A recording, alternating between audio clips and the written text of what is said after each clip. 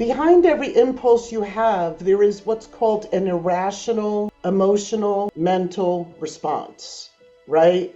Behind your impulses, your compulsions, that is the karmic script. That is the story running. But you don't know it. It's some unresolved character. It's the same like you go to give some public lecture and your hands are sweating and your heart's pounding. And it's like, you're going to talk to your school board or something, or you're taking a test and you feel like, and if I said to you in that moment of high anxiety, no matter how irrational, because it's not rational to the conscious mind, because the conscious mind it's like it knows this timeline. So the answers aren't here, right? They're in the subconscious. And quickest way to get to the subconscious, Freud said this, quickest way is the royal road to the subconscious is emotion, image, and affect.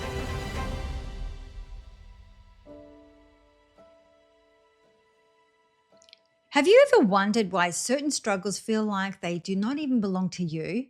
Why you carry burdens that seem older than your own life story?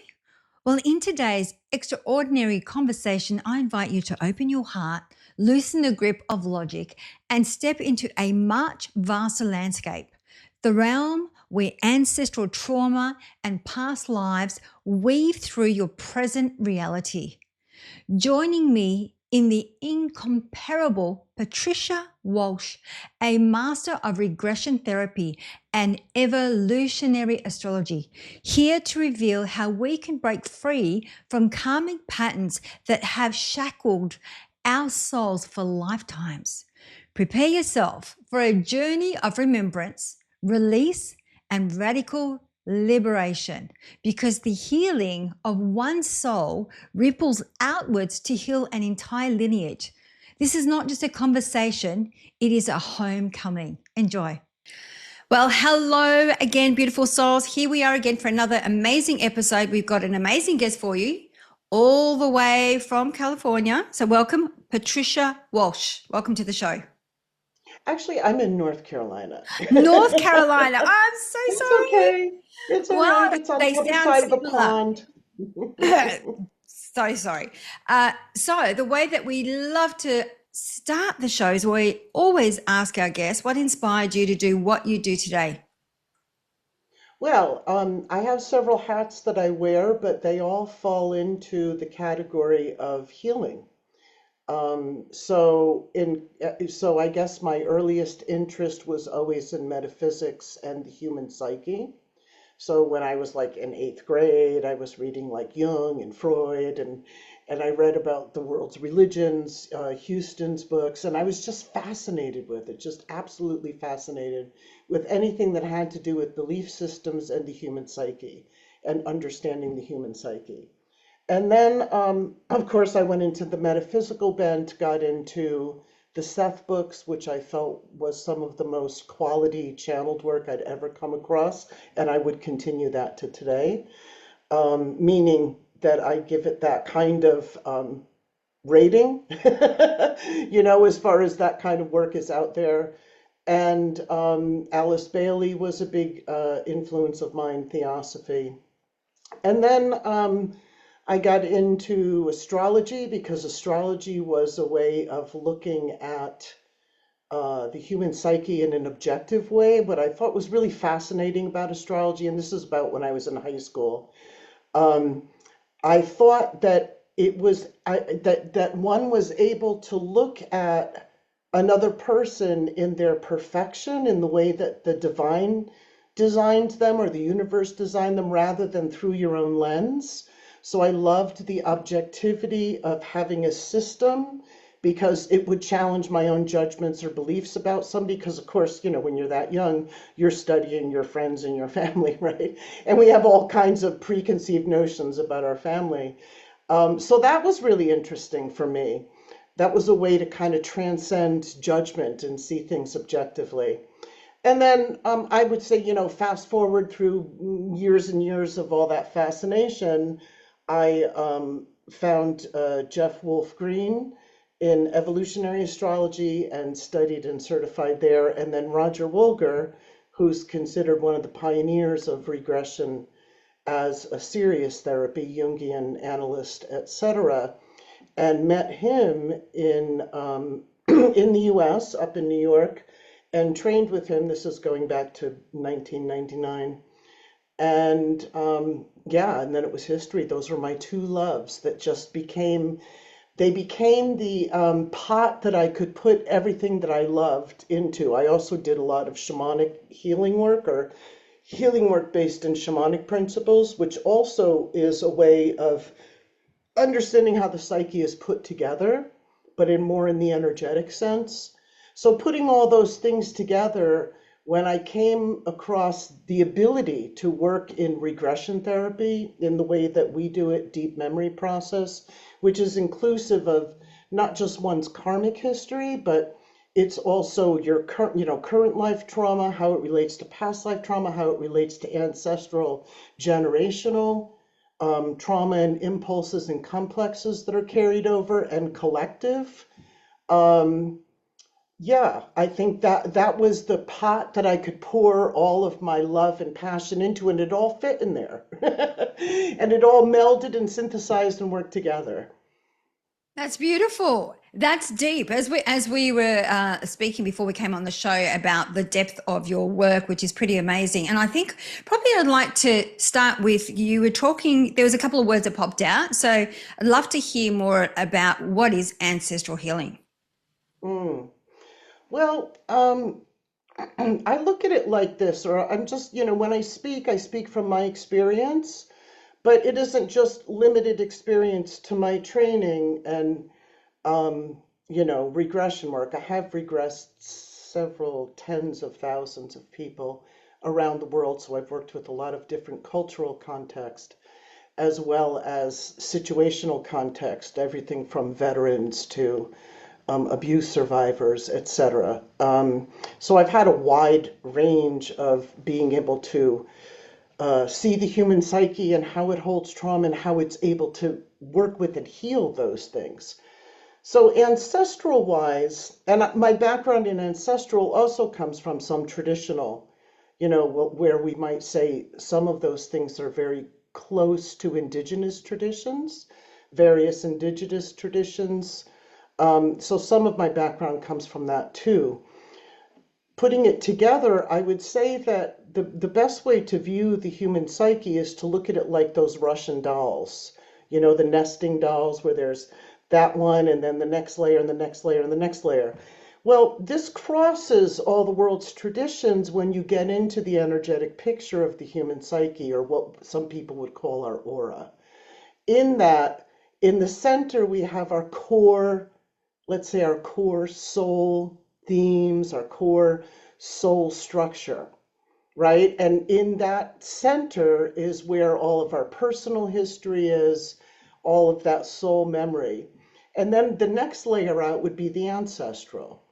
And that ancestral layer, when you incarnate, when you reincarnate, it's more of a vibrational pull than it is I'm sitting on a cloud picking my mommy and daddy, which is more of a new age picture, right? The vibrational pull is the soul's urge and the soul's, maybe I would say even imperative, because of evolution and the force of evolution on the soul. It's the soul's imperative to reincarnate to complete the unfinished business. So it picks a family line. And when I say picks, I mean that loosely. It's more or less driven into a family line, right? Vibrationally, that will carry similar karmic themes throughout that ancestral line. So you see, when you study families, or, I've worked with people that, in regression, and then the next band out, ancestral healing. And, let's say that poverty, let's say that's a common familial theme, right? So they may have had several past lives of, poverty, or having it all and then losing it all, so on and so forth. And you will find that in the same ancestral stories, you will find similar themes in the same ancestral stories into their current life and their current family. And again, to me, that's a principle that's called symbolic resonance. in that everything relates to, we talk about the holographic universe, right? We could use all of these different terminology. They're all kind of saying the same thing.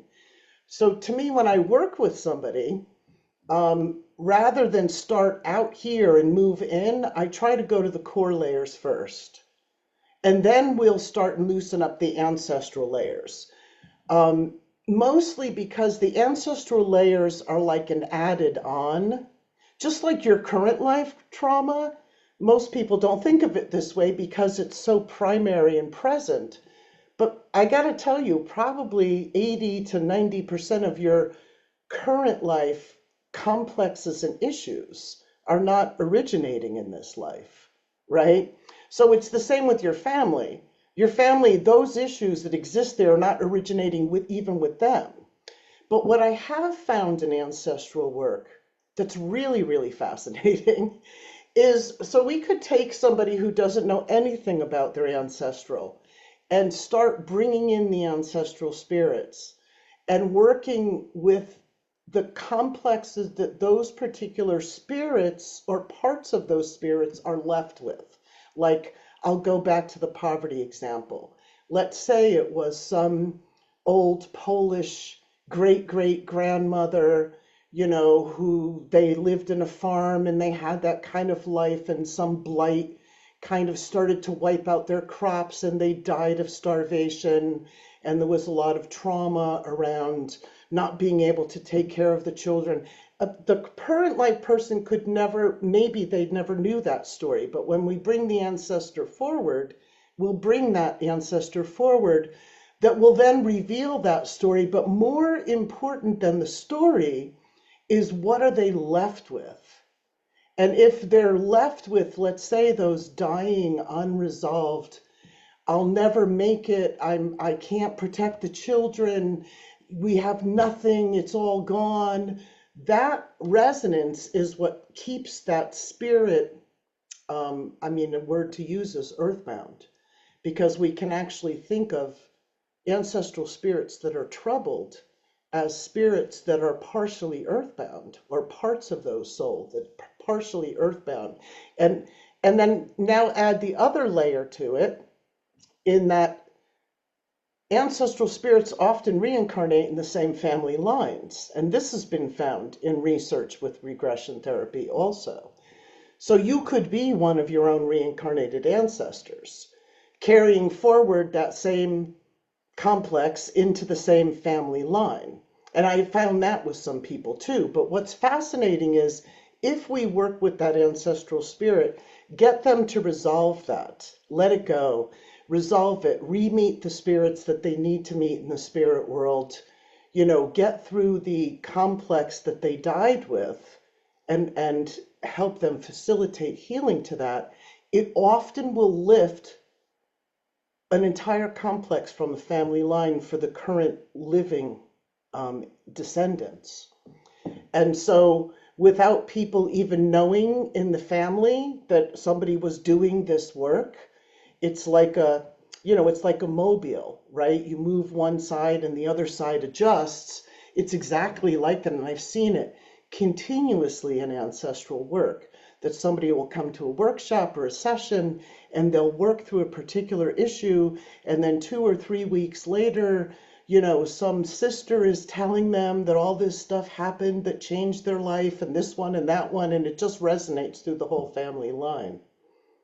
That's fascinating. I mean, I've just come back from France, and I was with my family, and we shared a lot of family stories, which I wasn't privy to, which was really interesting, which now I can look back and see the patterns. So what you're saying, Patricia, is we're kind of like, whatever that pattern is, the trauma, let's call it trauma. So that we in this current moment, we're not even aware we're keeping this trauma alive because it's been passed through. And so, and this is what you're saying. So basically we're in a loop. We're stuck in a loop because we're replaying these patterns, and then we're keeping these this actual energy of this trauma alive by continuing playing it out in this current moment. So how do you break that? I mean, I know you talked about bringing the spirits forward, But how do you break that pattern? Like, what happens to the person in the current now moment? Well, what I was saying is that I think that, or what I have experienced is the reason why those issues are resonant with you is because they're somewhere in your own core karmic history, right? And they may not be the same, but they may be thematically the same. You could take in a broad brushstroke, again, I'm going to stay with the same issue, poverty or having or not having, right? In your own karmic history, that may be a particular issue or complex that rests somewhere unresolved within your own soul. So then your soul will then, of course, resonate to the next layer of ancestral, and you'll continue to reincarnate in family lines with a similar issue. So it gets to be, so just working with it on the ancestral layer is not going to clear it for you, which is why I was saying it's easier, or to me, it's easier to go to the core issues yourself and then work out the ancestors. See, ancestors will continue to hang around haunted. I'm trying to think of an example. I have a perfect example. Would you like it? Would you like a nice example of what I'm Absolutely, talking? absolutely. Okay. Because at the same time, I'm sitting here going, but if your soul chose this life to experience that expression, how then can you change it, going like in the current moment now at that soul Mm, level? Yes, right. an example would be perfect. Okay, so I'll give you one. So I had a woman come to me who she was the savior in the family line, right? She was the responsible one. The mother was, I think, a bit of an alcoholic. I don't remember all the specifics. And her father had died when she was young, so she was raised by her mother. Her father died in a tragic accident. Um, so she was always the one who was, and she was tired of it. She's like 30 and she's over it. Like she's over being the responsible one in the family. So she wants to work on that. So we went into a past life first.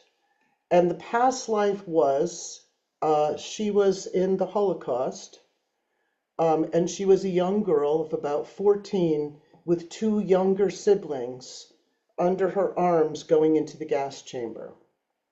And she was trying to be brave and hold them, to let them know and to be strong. And of course, they all died together. And she died in that life feeling like she couldn't protect them, which we know she couldn't. But the point is, we imprint these things this way, right? And if they're true or not, it doesn't matter. That is the essence of trauma, right? We can imprint a thing so deeply. There's that feeling of guilt.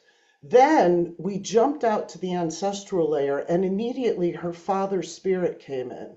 And here's what happened when we reran Father Spirit's story. He had gone out ice fishing with some friends of his, and they were in a car, and they drove out into the ice, and he was showing off, and he got in the car and was spinning around and cracked and went through the ice. As a spirit, he went back to the house when he followed his body. So the rescuers came, right? They got him out of the ice. They were going to the house to tell his wife and little girl that they were that he had died, and his spirit was there watching. And his spirit was there watching the wife answering the door with the emergency, telling them, police, I'm sorry, blah, blah. And his daughter, the little girl, my client, standing there holding mommy's hand. Mommy collapses, crying, sobbing.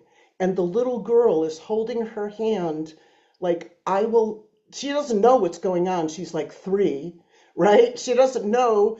And she's saying to herself, I'll protect you, mommy. I'll help you, mommy.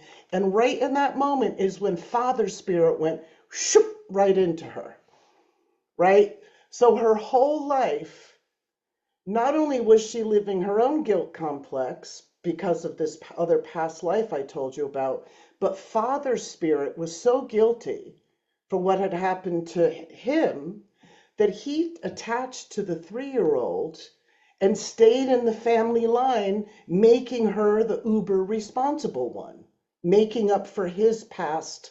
It was like, it's compulsive. See, spirits and complexes are not as logical as much as they are compulsive, right? And the compulsion is to finish the unfinished business. And that's all Father was thinking of, if you can say thinking. It was the compulsion of the grief and the guilt and the I've got to be there for them now, right? So you see how the layers work together. If anybody else in the family line, Father may not have had that entry into that person to hang around them and haunt them to a certain degree because they didn't have the same guilt complex, but she already had it, right? She had that kind of guilt complex from other lifetimes. So she was the hook. She was the easy one because in the spirit world, like attracts like, right? That's symbolic resonance. That's what I mean by the principle of symbolic resonance. Which is a vibrational match. That's why her father was able to connect with his daughter because of the same vibrational frequency of guilt. The same vibrational resonance of that guilt, and I've got to make up for it. Right now, she had other siblings, but they weren't, they weren't the ones he was going to attach to. So that's and you can see this in family lines, that even though there may be particular issues that hang over family lines, not everybody plays it out the same way, or some aren't even plugged into that particular issue, they're plugged into another issue, right? Some people may be plugged into an addiction issue in the family line, and one sibling may play it out and another sibling may be playing out another issue. I'm sure our audience are probably thinking, now, how do you go about the regression work? Because there's many different ways, and what exactly is it? Because I've had an experience myself when I did timeline therapy, where I was able to go back and to be the observer of the event, and then really be in the moment to really experience what was going on, to then come out of the situation and come into the present moment and be able to start journaling what I witnessed, what I experienced, what I felt, all of those things. So I'd love to maybe, what are people to expect from this kind of work? Like, do you take them through a hypnotherapy process, or what is it? First thing, our work is very deep and cathartic. So it's unlike hypnotherapeutic regression, which hypnotherapeutic, and it's not all of them, but a lot of hypnotherapeutic approaches take more of an observer perspective, like you're observing the past life, or you're just downloading and knowing about it, or there's blanks and then you're filling in the blank. Ours is not like that. Ours, we go in through what's called affect. So let's go back to that woman, right? Let's take her as an example. She comes in and says, I'm tired of being the responsible one, blah, blah, blah. It's been my pattern. I have no idea why I do it. I'm just over it, blah, blah, blah, blah. So I'm going to sit with her and explore what are the feelings in there? What is driving her to do that? Now, she's not going to consciously know, oh, I'm driven because Father Spirit's possessing me, and I was, and I was in the Holocaust and felt responsible for my siblings. She's not going to know that, but I'm going to work with what we call the current life existential residue, right? And that's usually deeply emotional, right? So as I'm working with her and I'm saying, so there's different questions, we can ask to hone that down. And one of them is, if you weren't the responsible one, what do you fear would happen, no matter how irrational, right? And so she might go something like, they'll all die. And I'll say, great, shut up and lay down on the mat. And we go in with all of the affect of that, because behind every impulse you have, there is what's called an irrational, emotional, mental response, right? Behind your impulses, your compulsions, That is the karmic script. That is the story running. But you don't know it. You don't, it's some unresolved character. It's the same like you go to give some public lecture and your hands are sweating and your heart's pounding. And it's like, you're going to talk to your school board or something, or you're taking a test and you feel like, and if I said to you in that moment of high anxiety, no matter how irrational, because it's not rational to the conscious mind, because the conscious mind it's like it knows this timeline. Basically, that's it, right? So the answers aren't here, right? They're in the subconscious. And quickest way to get to the subconscious, Freud said this, quickest way is the royal road to the subconscious is emotion, image, and affect. Bang, you're in it. So basically, you allow yourself to be irrational, trust the irrational. So, like I said, anxiety at going to talk to the school board or take a test or something. What do you feel like? They're judging me. They're looking at me. Okay, lay down. Bang. They will go right into the core issue with that anxiety or with that guilt or with that over responsibility or whatever the complex is that they're bringing. They will go right into the core of it, into the story that has the most unresolved issues around that particular complex. And Well, then, go on. and then in our work, in the way that I work, you are the character. I will do everything when I'm working with somebody to have the conscious mind sit on the side and be in the character. And then we do what we call run the story, move it forward, backward. We go through the different, you could say, scenes or moments in that character's life. We go through the death experience, and then we go into the afterlife. And the 50% of the session happens in running the story, and 50% happens in the afterlife, which is where we then start to unravel and finish the complexes. Because when we've died with these karmic scripts, these deep feelings of responsibility, that part of the soul has not moved on. That part of the soul is literally still earthbound, right? So I always say, there's like little parts, let's say you got hung in a public square, right? That there is a part of the soul that's still there. And you could literally be, like ghosts. People talk about ghosts are other people's soul parts that are still stuck in their little trauma loop. But you can have your own little ghost parts that are still stuck in their own, and they're all hanging around in the earthbound plane, right? And so when we do this work, this is the shamanic element of this work. When we do this work, we are literally retrieving those soul parts. But we're retrieving them by having you remember the life, go through the death experience, and wake up that soul part and bring it into the afterlife. Finally, bring it so you could be hanging in a village square for like 200 years until you come to me for a session, right? And then we wake up that soul part, we bring it into the afterlife, and we let it do all the resolution it couldn't do, which is re-meet the souls that it needs to re-meet, have it out with the perpetrators, say their part that they didn't get to say, get their rope off the neck. There's so many layers that keep that part earthbound, and we work through them systematically in the afterlife. By doing that, that soul part finally is free. And what the feeling that the person has, the current life person, is absolute liberation from that complex, whatever the complex was.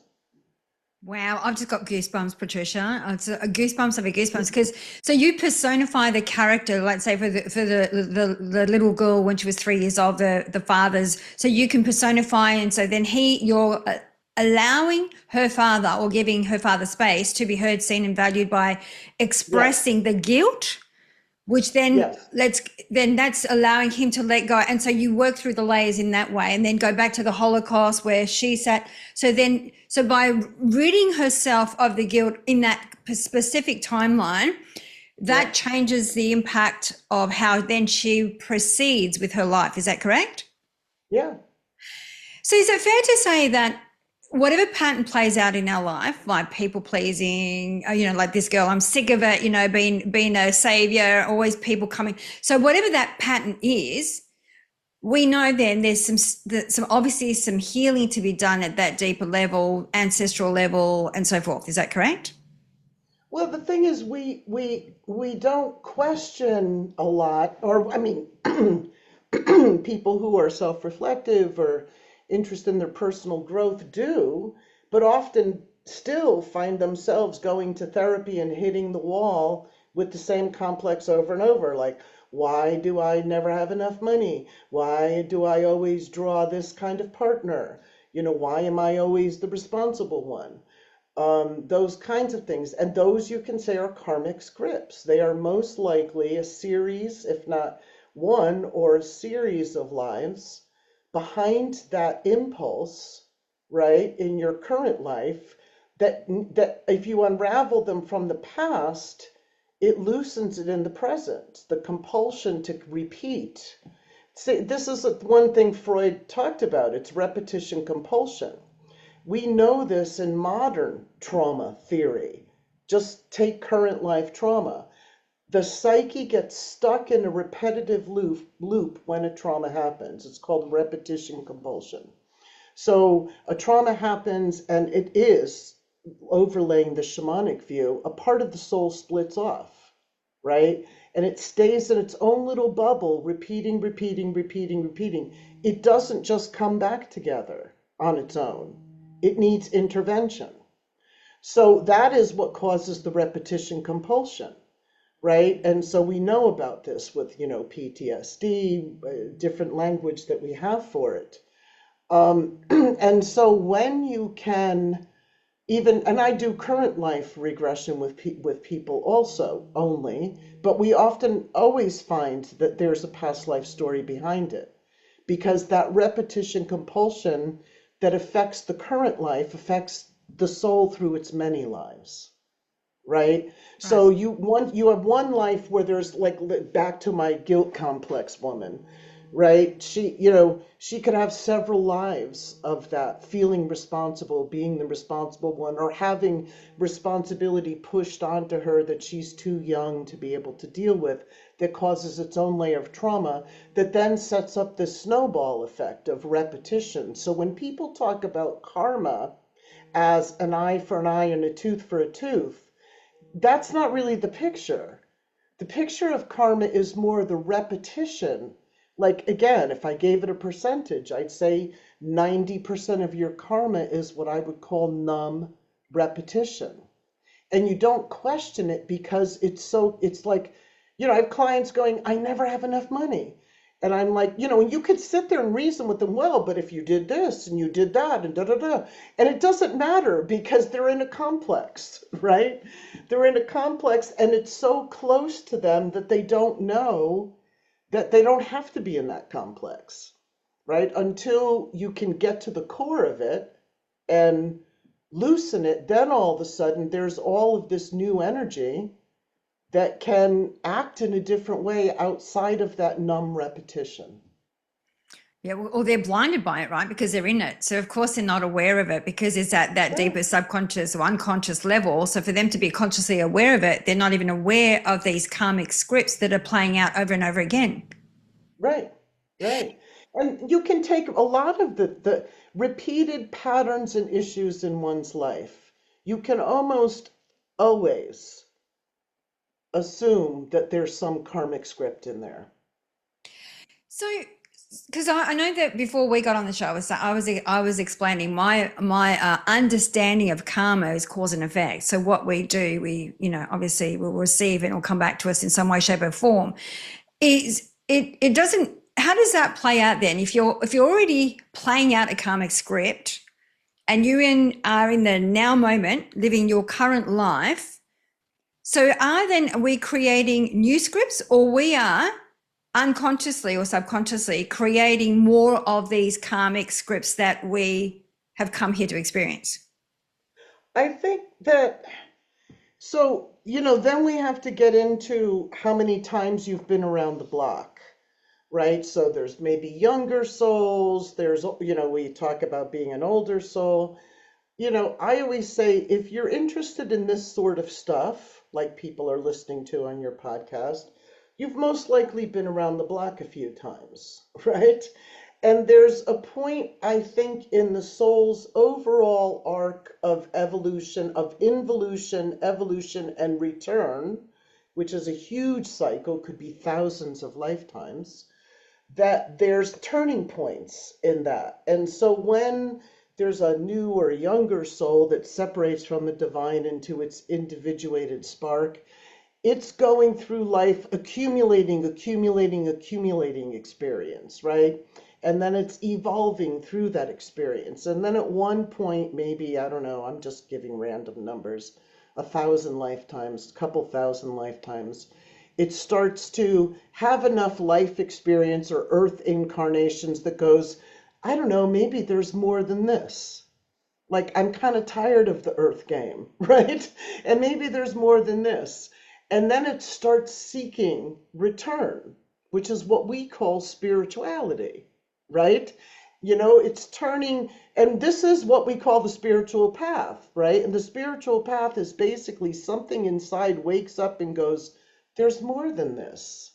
And then returning to source becomes more important than just the experience of life through the senses or whatever it is that we experience day to day here. And those are people that are on the spiritual path. And people on the spiritual path have gone through many, thousands of lifetimes to get to that point. When you are on that path of return, it is part of the spiritual path is to jettison all the stuff that all the baggage you've accumulated, because that makes the journey home lighter and easier. Because the thing, and this is, in Vedanta, Hindu philosophy, they're the ones that brought us reincarnation, so we might as well study them, right? Rather than the New Age.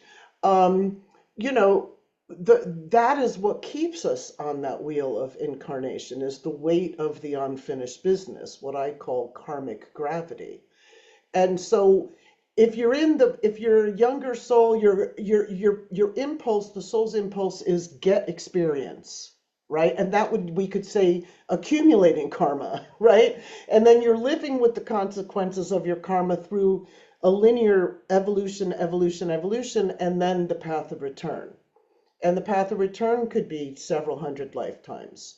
But, that's why I think a lot of people say, and I say it too, healing and spirituality is synonymous in our day and age. Meaning, just meditating on mantras and trying to transcend is part of the spiritual path, but it's not the whole game. Like, you really have to do some root canal work. You really have to dive down into the core issues and unwind them and jettison them so that you can, make that ascension. I love that, the way that you've described that. And I was just thinking too, how exhausting. I mean, imagine the soul leaving parts of itself in different lifetimes, how exhausting that would be. You, like I said, it's baggage.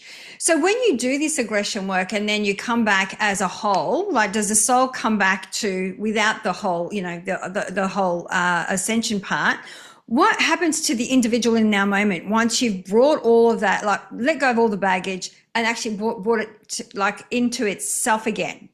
Well, it's funny, you told me you're a Pisces sun, right? So and I'm not saying it's the sun, but a lot of my Pisces karmic kind of clients, that would be those with Pisces in their karmic axis, Pluto in the 12th house, South Node Pisces, other things, Neptune, there's other things where they have a kind of Piscean karma. When we do this work and we get those soul parts back and liberate them and resolve them, and they're reabsorbed back into the soul's totality, they always say, and I find it so funny because you get born so dissociated.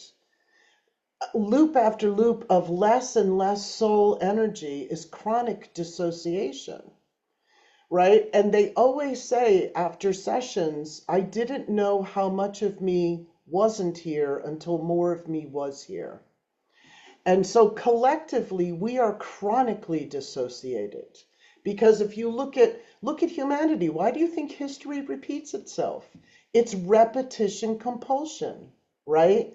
You go to countries where there's like Northern Ireland. I remember the first time I went to Northern Ireland, I could see the ancestral spirits standing behind the young men that they were still trying to finish the war. You know what I mean? They were still trying to finish the fight. And you just see layer and layer and layer. I remember standing in Serbia looking out over one of the most, what my host there had told me was one of the most contested piece of real estate in Europe, where they had said basically every world war started. And I'm standing there and I could just see layers of invasion after invasion after invasion, right? These are all soul fragments there that are unresolved, that just keep repeating, repeating, repeating, and then people born in that get drawn into that.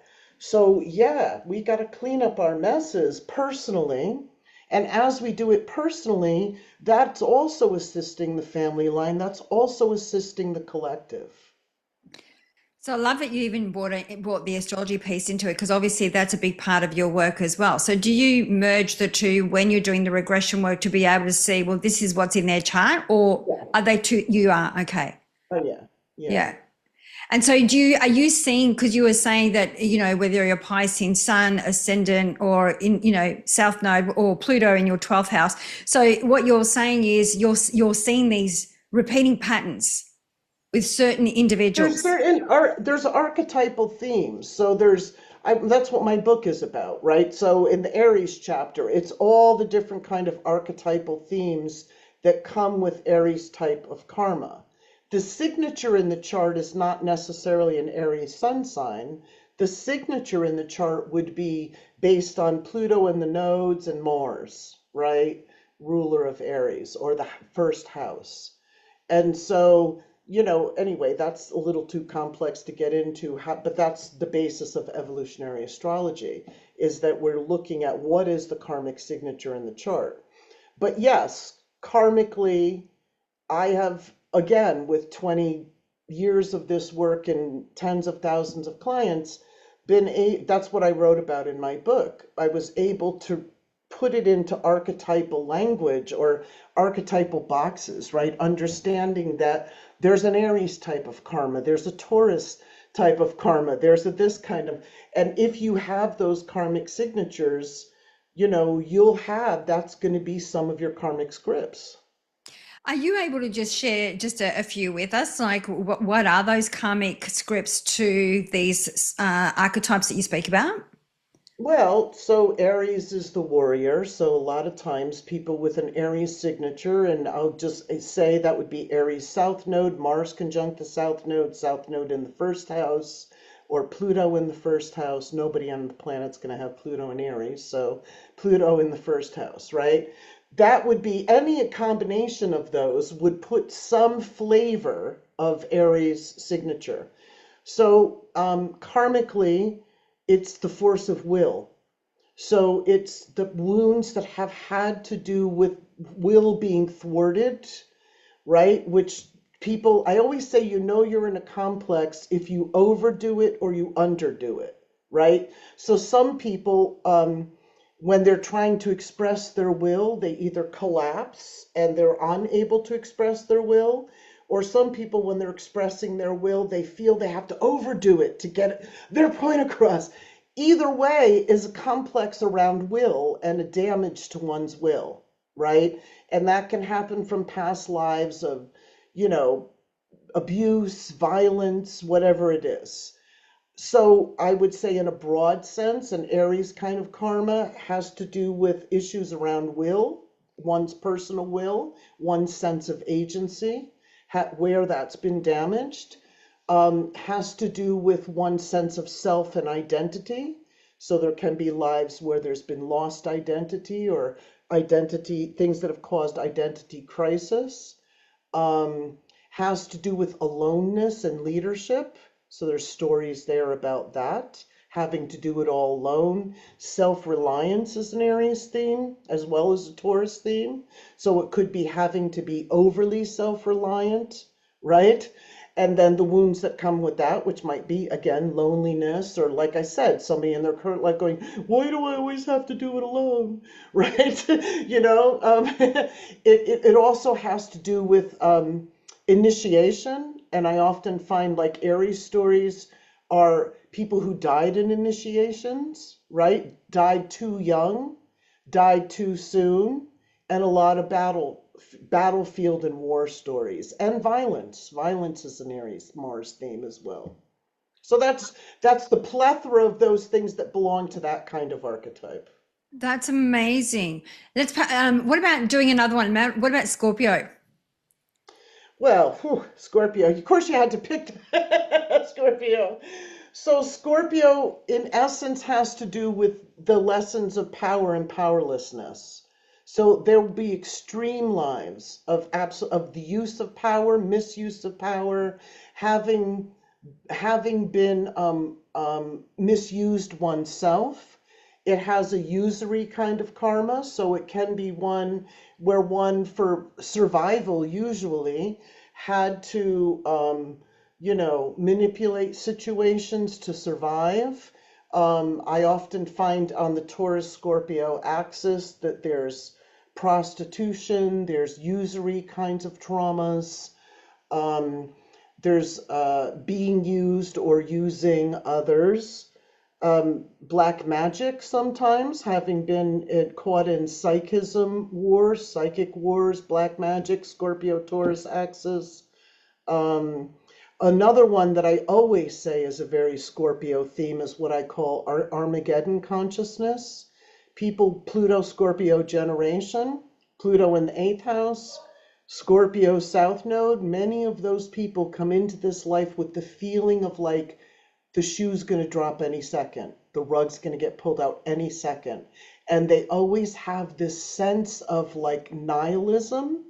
And that comes from past lives have been in these total wipeouts. Like they have experienced, and I could say that for the Pluto Scorpio generation, many of them have experienced the worst of humanity and the best of humanity, right? Highest of the high, lowest of the low, but also experienced these total wipeouts. And many of them, when, like I always say, when I get a Pluto Scorpio person or a Pluto in the 8th house, I can put any of them on the mat and just say, close your eyes and say, nowhere is safe. Nowhere is safe. And they'll instantly go right to the core of this core theme that they've had in their life, their entire life, that they never knew where it came from. And it's from these total kind of wipeouts. That's so fascinating. So I guess I'm thinking too. So if you can see somebody's chart, it's already in the chart, but then you're doing this regression work. So you're then letting go of all the baggage. How does that then change what you see on the chart? How does that, because obviously you're using, yeah. It brings it to a higher octave, right? So there's the wounded aspect of the archetype and an empowered aspects of the archetype.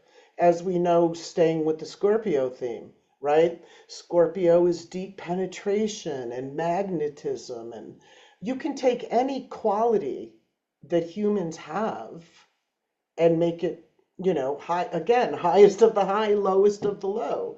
Magnetism can be a cult leader, right? Or magnetism can be expressed with the most powerful healer, right? Wanting, who's helping people manifest their highest potential.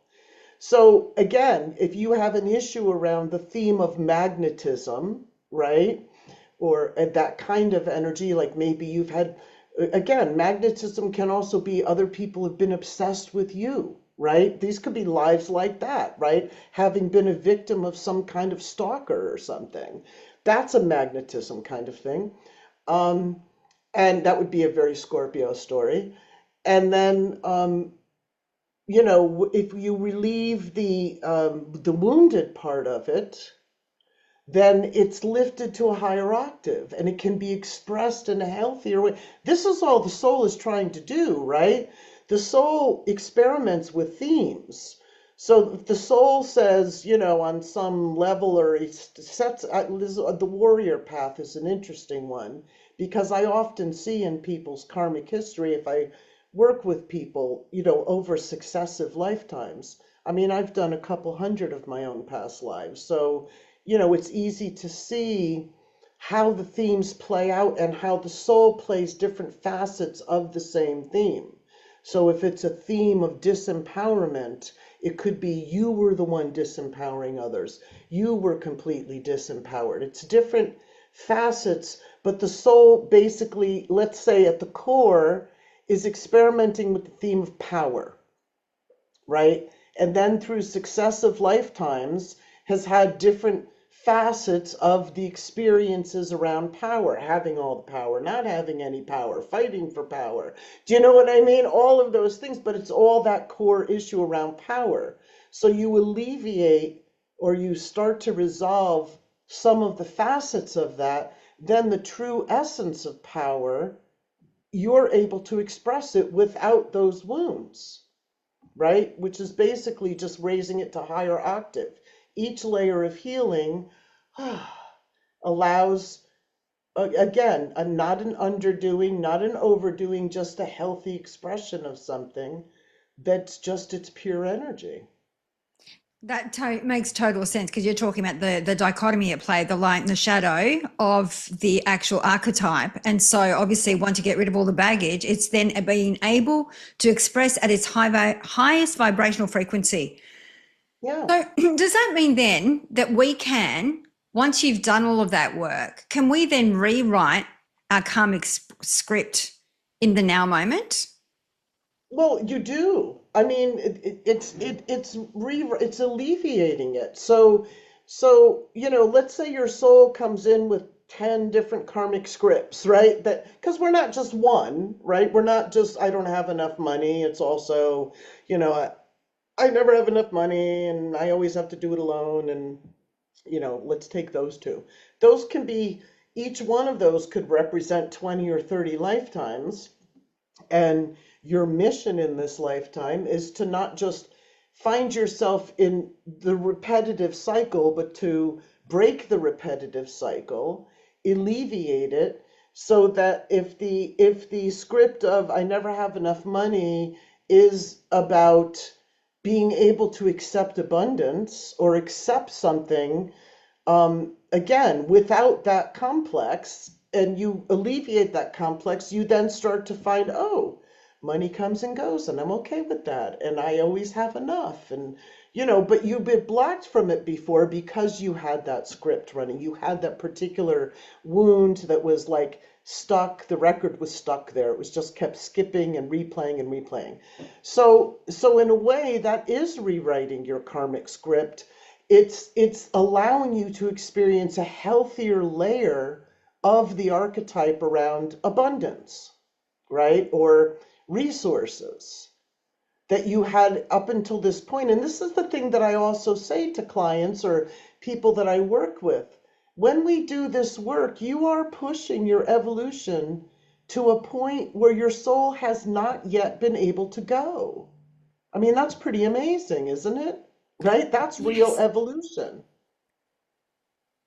Yeah. So yeah, of course, when you let go of the karma, you're automatically rewriting it because you're, instead of saying I don't have enough money, you're saying now I'm learning how to accept and receive. So Well, you it's not even automatically, learning. It simply isn't there anymore. I had an issue around public speaking. Me. Do you hear me? Literally, I would dissociate and could not get the words out if I was public speaking when I was, most of my life until I did regression. I literally would freeze, dissociate, heart, all that stuff.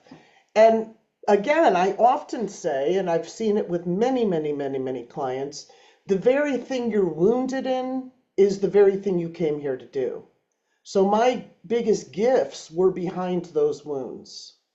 I didn't know it. I just avoided public speaking because I was terrified of it, right? But until I uncovered it, and there were many lives of public humiliation, or I had a life where my tongue was cut out in torture. So it was, horrible stuff all around this issue of self-expression. But I have a Leo North node. I'm supposed to be doing this. I would never have known that. I would have easily just, not want to be noticed, not want to blah, blah, because it was too terrifying to go there because of my soul's history. But by doing that work and by going back into the trauma and the pain that was deep in my subconscious, going into the anxiety, going into all that, and finding and resolving the characters behind that, all of a sudden it just became a non-issue for me. It literally was just a non-issue.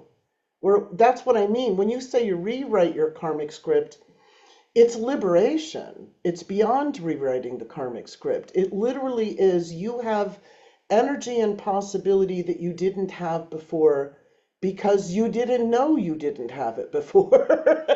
Right? I would just be one of those people who says, no, I'm just not a public speaker. Yeah. And so when you're doing the regression work, and by the way, Patricia, do you do this virtual as well? Because you talked about dropping on a mat. Does that, you can do it virtually? Because I'm sure our audience, because we've got audience from all over the world, and I'm sure they're going, oh, does that mean I have to come and see Patricia physically? I including. So when you're doing the regression work, there may be more than one karmic script to clear. There may be many. And so does that mean that you have to go for many different sessions depending on how many karmic scripts you have, or can you do it all in one go? Well, no. I mean, no. If you could, then you would just do one session and then you wouldn't reincarnate anymore. I'd be killing off my clients. I'm saying that jokingly. No, of course I know that. No, what I'm saying is that so let's say back to my public speaking, there was about 5 very core stories there around that issue that needed to be run in different sessions. Because again, like I said, there's different facets of that issue. So if I put at the center one of self-expression, and cancellation of self-expression has been the wound, there's several different ways that imprinted in my soul. So yes, those were several different sessions, but the particular core one was having my tongue cut out. And in that, running that torture story, and in the afterlife, in the Bardo, getting my tongue back, literally I sat up from the mat after that session and I was a changed person. Now, it wasn't completely over. There were still layers that needed to be worked with, but the whole thing just turned in my whole psyche. I literally sat up from the mat after that session and I said, oh my God, what have I been so afraid of my whole life? Like it was so different in my psyche that, like I said, when you change something at such a fundamental, deep level, it literally takes the conscious mind time to catch up with the process because it isn't conjured by the conscious mind. I mean, I remember even a year after that session waiting to feel anxious public speaking because my conscious mind kept going, but I must be terrified. Oh, but I'm not. Oh, that's weird. Do you know what I mean? Oh, absolutely. Because I think I mentioned it to you at the start. We've got a positive psychology coaching academy, and when we do the deep work, when we peel back one layer, and let's say what might come up is this, fear. Let's say when we actually bring it, and so we do something a little bit similar. We bring it to life, so we're understanding its purpose, understanding it's there to protect you for a reason. And also, what's a secondary gain? Why you hang on to it? When you start peeling back the layer, then guilt might come up. So I'm just wondering. That's why I was asking: is it the same thing as you're doing the deep work? You might not be conscious, aware of all the karmic scripts, but when you're peeling one back layer, probably the strongest one, do you find other ones that pop up, and then you go, oh, this is a different story now? Yeah. Well, I think that again, trauma. In modern trauma, just current life trauma, we know that trauma is multi-layered, so it's a bit like an onion. And I always say if we get to a core story, it will alleviate the entire complex and all of the subsidiary facets or lines that run out of it. It softens the whole complex. It doesn't necessarily fully resolve. One story doesn't fully, so it all depends on how deep it is, right? And this has nothing to do with either the technique or the person. Sometimes you go right into the core, and sometimes it has to be approached by the outer peeling away the onion layer, right? And that has to do with the soul's timing, and that has to do with where the person is in their current life, where they are in their evolution, right? There's no, I mean, my work is about going to the core. So whatever I'm doing when I'm working with a client is always pushing to get to the core, right?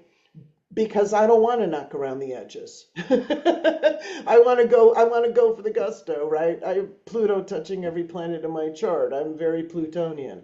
So we want to do it that way, but the timing and the layer is always left up. I mean, it's always part of the soul's decision, right? If you want to put it that way. I love that. And so I would like, before we go into our 3 shiny golden nuggets, I would like to ask, are there any questions that I haven't asked you, information that you may want to share with your audience that you think would be of value? Wow, I don't know. I think I've said so much already. Like enough for people to chew on. Yeah, I don't have anything off the top of my head. No, that's okay. I always like to ask a question just in case. So, Patricia, the way that we love to wrap up the show, we always love to ask our guests to leave 3 shiny golden nuggets for our audience. So what would be those 3 shiny golden nuggets that you would like to leave for our audience today? Well, I would say a simple thing is to recognize that it didn't all just start now, that there are repetitive patterns going on, and to start to do a life inventory of those kinds of scripts that might be. And one of the easiest ways to get to them is to finish the sentence, I always or I never, right? So just fill in the blank. Look at your life and think of I always, like I said, the common ones, have to do it alone, or I never have enough money, or I always, find myself being the responsible one, or so think of the always and the nevers, and those will start to lead you into some of the possible scenarios that may be running for you. And sometimes if you allow yourself to answer the question without logic, again, without the conscious mind interfering, you'll find that you actually get the story or the character right there. Like I always use the example of like a woman that would come to me and go, oh, I don't know, I work all day and I come home from work and I have a husband and 2 sons and nobody lifts a hand and they don't do dishes and they don't do the laundry. And then and I'll say to her, and it's as if, like, finish the sentence, the way you're feeling right now, as frustrated as you are and as angry as you are, it's as if what? And she said, it's as if I'm a slave. And then I'll say, thank you, lay on the mat. Right? I mean, they are right there. These characters, these lives, because the feelings that we feel oftentimes when we are triggered, those are the feelings of past life selves, right? This is why people go into road rage and stuff that's so irrational to the moment because something deeper is triggered, right? And they do we go in, we say these things. I was beside myself. I wasn't acting like. When we get overcome by subconscious complexes, they take over our conscious mind. Our conscious mind will quickly scramble and try to push it back down and make sense of it and, put our mask back on of like, no, I'm really a nice person. I would never shoot you in traffic. Do you know what I mean? Right? Like, Absolutely. I've done that myself where I've said it or done something. I'm like, was that even me? Did I even? And I'll even say to the person, did I just say that? I actually catch myself sometimes act or say something that's so out of character. Yeah. Yeah. Right. And that is usually something in your subconscious that, Freud called them Freudian slips. I say we can look at them as karmic slips, right? Who is the past life character that is coming out and saying that? That's either so angry or so, I mean, we can get overcome with grief. We can get overcome with different affect that doesn't belong to us fully in the present. It belongs to some other unresolved character. I love that. So do you have any other golden nuggets? So that was one, or was that two? Oh, I The think that was three of them, right? That's I always three. I never Okay. it's as if, right? And Okay. then recognizing the feelings and the emotions and the affect that we get overcome by, and we're tracking that back to where that might belong, and it's not necessarily the present. So as if I always or I never, and they're the Yeah, three. Thank you so much. I'm yeah. gonna work on those. It's amazing, Patricia. I can't thank you enough for coming on the show, sharing your wealth of wisdom, and thank you for your time, your energy. We'll have all the links in the show notes. Where do you hang out the most, and what platform do you hang out the most? Platform meaning social media. Yes, social media But or yeah, I don't do a lot of no? social media. I'm That's on okay. Facebook. I have a YouTube channel. I put lectures up there, and I'm going to start doing my own podcast. So Good, good. So we'll have all that in the show notes. Once again, thank you. It's been an amazing, enlightening conversation. thank you. Thanks for having me. Thank you.